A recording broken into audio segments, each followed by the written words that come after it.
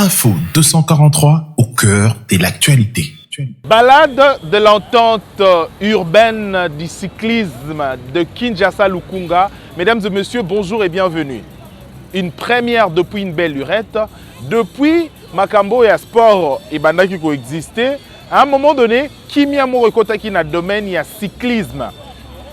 Eh bien, lelo coup de pouce oyo ba énergie asika et ko bimisa ko dégager en fait pour redonner un peu de l'espoir na domaine ya sport, surtout na cyclisme na entente provinciale ya Lukunga.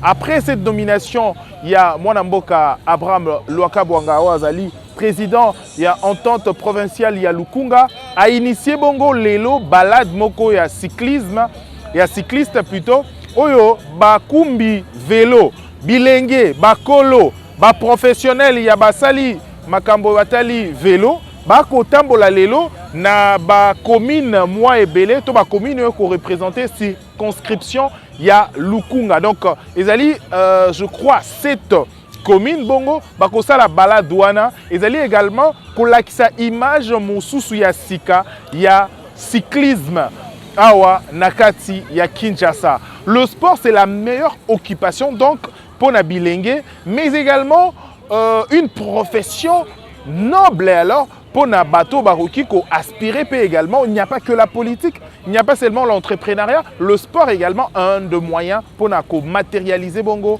rêve ya bateau ebele. Et comment le faire? Comment en arriver? Ezali bongo par organisation d'abord. Et lelo yango organisation bayi cyclisme ya Lukunga basali babandi et ezali pe également module moko ya exemple pour na bato ebele pour Olanda lokolo. Alors toko tikabino toko tambola na bango bilenge. Voilà pourquoi tozali na tennis à sport pe également toko tambola lelo toko meka ko tsala ngo na mode ya cyclisme tout à l'heure.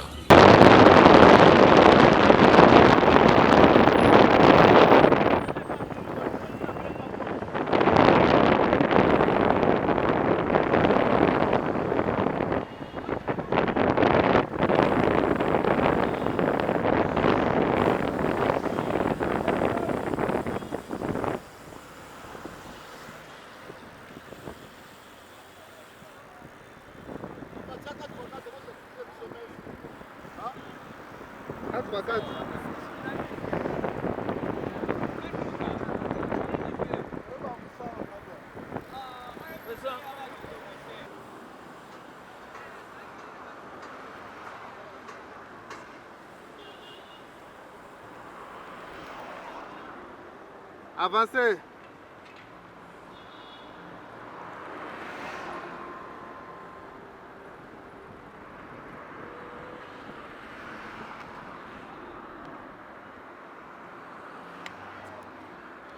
Ok.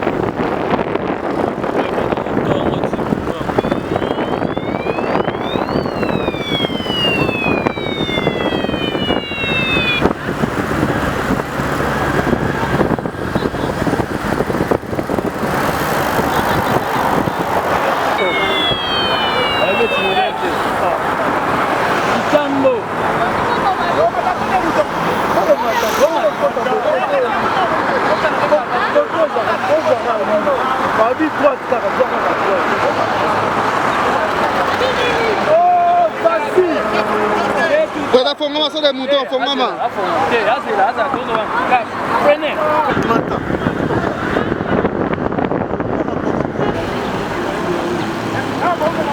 Kitoko, masa maboko.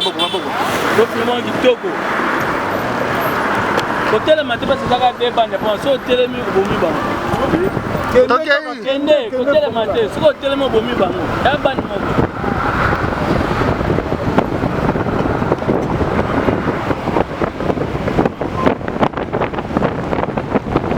C'est bon.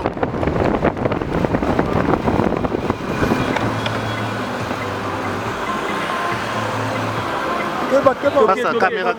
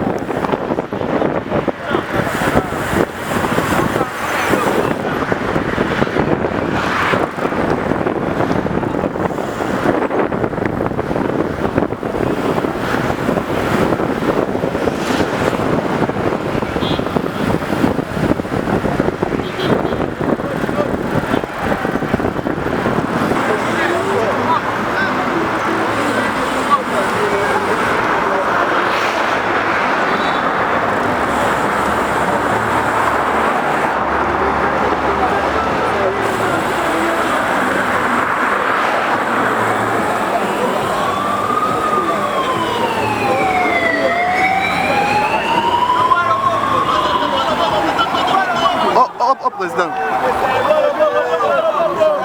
Président. Oh. Oh, président, voyager le lot.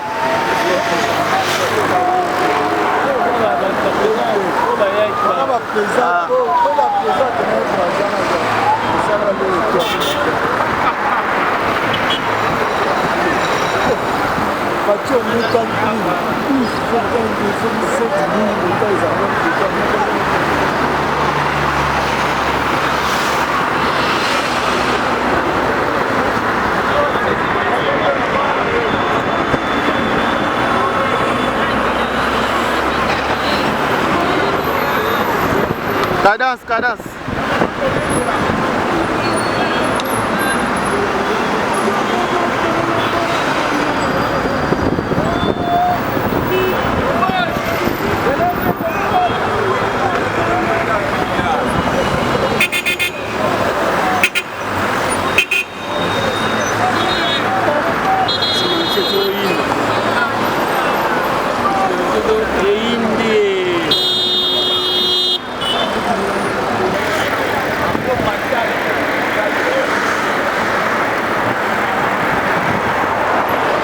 Poussana. Vous êtes bien, ça n'est pas assez. C'est juste dans début à ce de mouton. Poussana, président, poussana.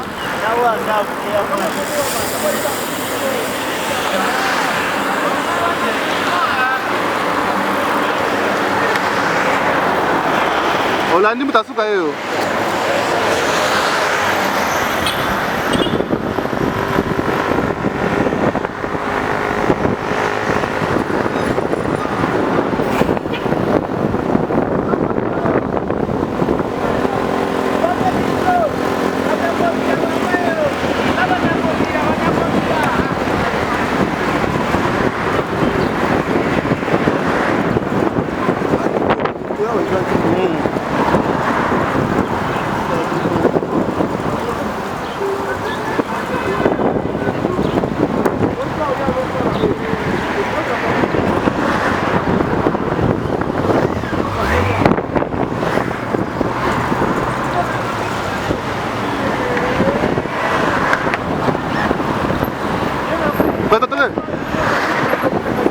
Pardon?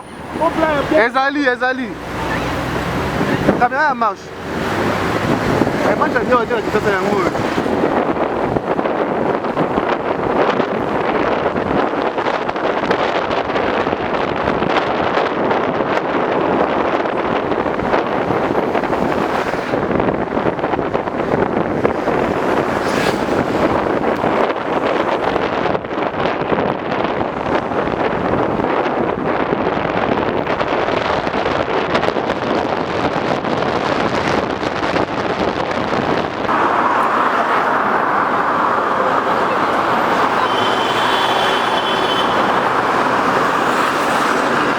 C'est là, bango.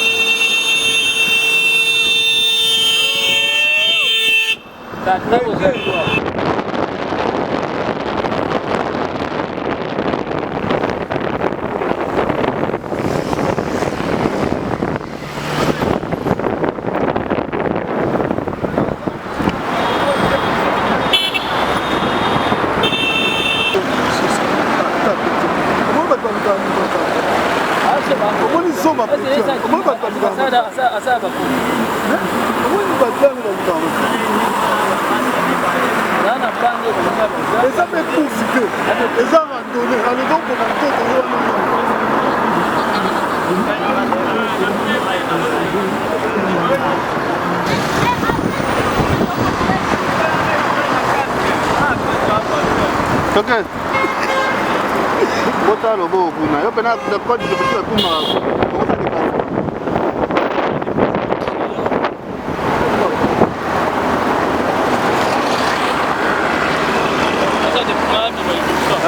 Obima. Kota à gauche. Kenaya. Bota na ban moko. Bota na ban moko.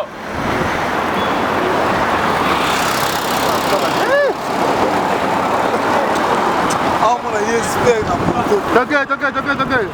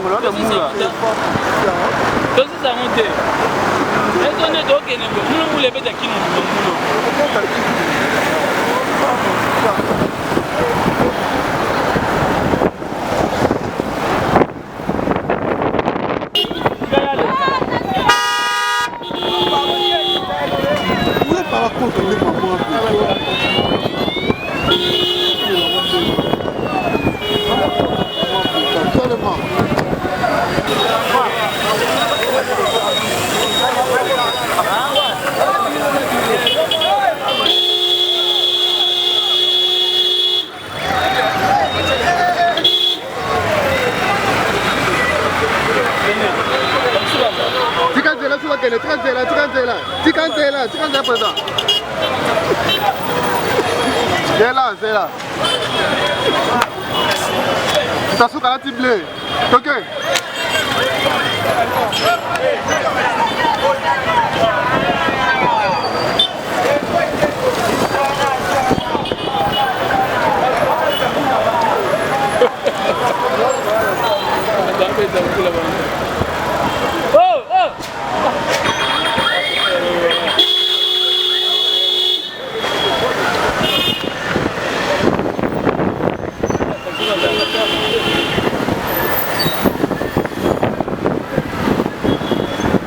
simplement la volonté affichée de démontrer que l'entente urbaine de cyclisme Kinshasa-Lukunga est bel et bien vivante. Nous avons voulu rassembler autour de nous les coureurs et également les coureuses que vous voyez pour que nous puissions lancer un message fort à la population de Kinshasa, mais également celle de la RDC, pour dire que l'entente urbaine de Lukunga a l'ambition de jouer un rôle moteur qui est celui de revitaliser, qui est celui de redynamiser le cyclisme qui avait perdu ses lettres de noblesse à cause d'une mégestion de ceux qui sont encore au pouvoir au niveau des instances de cyclisme en RDC.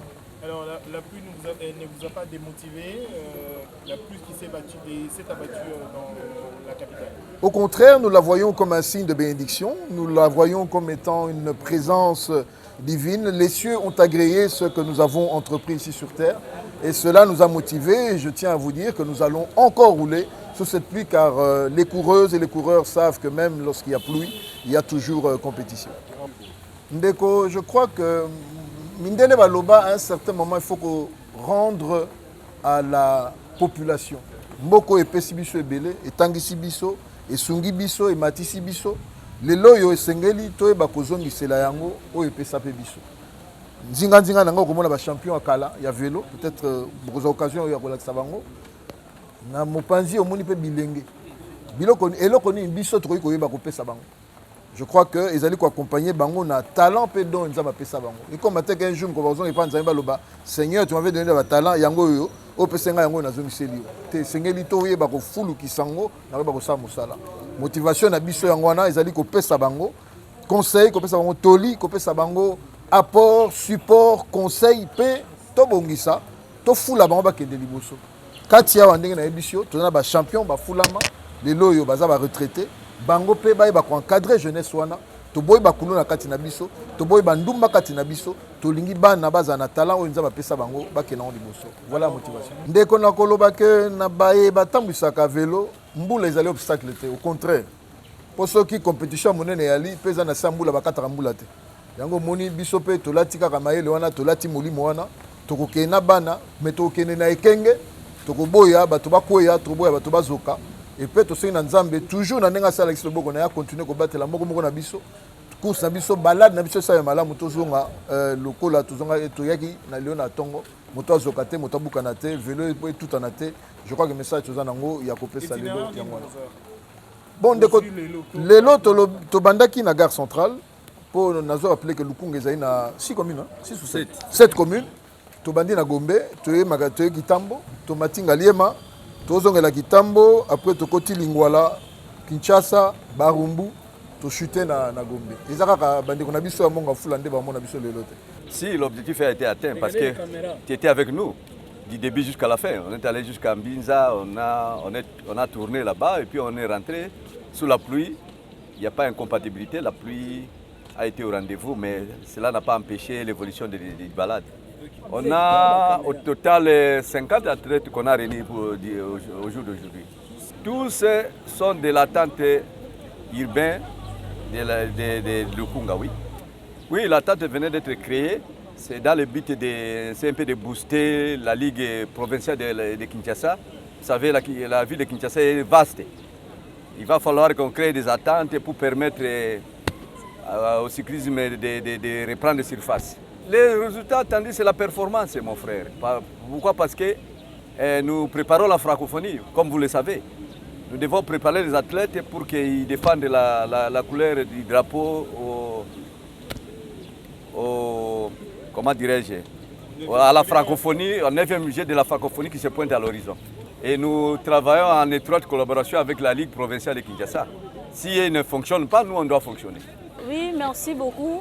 L'impression na sepeli d'abord parce que eza ko fortifier biso to koki ko continuer te kaka mbala moko na compétition toutefois to ça la balade oyo eza pona ko fongola biso ba misusu to vandi ebele il fallait to ça la balade pour to yeba ndenge nini ya ko entamer ba compétition. La création ya attente ya Lukunga eza bien eza mabete parce que toza ba district eza ebele ya attente ya Lukunga oyo eza ko aider biso ba cycliste. une fois que nini ligue salina nous la compétition na bango te biso leke to vanda to koki ko profiter na ba attente oyo pour tozo préparer ba compétition mususu eza liboso une fois tozo vanda tozo kanga makolo na biso alors ceux qui tozo en mouvement et ça la de façon que tozo la pe loko la baninga mususu. D'abord merci beaucoup pour la parole. Mes impressions est que malgré la pluie tout s'est bien passé par la grâce de Dieu et nous croyons très bien qu'il y aura encore beaucoup de choses à faire là-dedans. Qu'est-ce que tu peux dire par rapport à la création de cette entente qui a organisé le balade? Déjà, comme nous le savons très bien, c'est l'ouverture de la tente, c'est d'abord quelque chose de très important pour nous tous les coureurs. Et ça pousse à ce que la Ligue travaille encore mieux aussi pour la fédération, surtout pour nous, les cyclistes. Déjà, comme nous le savons très bien que l'activité sportive engendre tellement beaucoup de coûts dans notre pays, mais avec l'attente, ça nous aide encore plus de mieux se perfectionner. Avec tout ce qu'il y avait comme léthargie par rapport à l'organisation des compétitions, vous pensez qu'avec la création de l'attente, vous serez beaucoup plus en jambes pour... Nous croyons très bien et j'espère très bien que tout le monde sera encore très performant que par rapport à l'année passée. Déjà avec l'avantage de l'attente, ça va vraiment beaucoup nous aider et pourquoi pas aussi remporter le jeu de la francophonie. Déjà avec l'avantage de l'attente, ça c'est vraiment très nécessaire.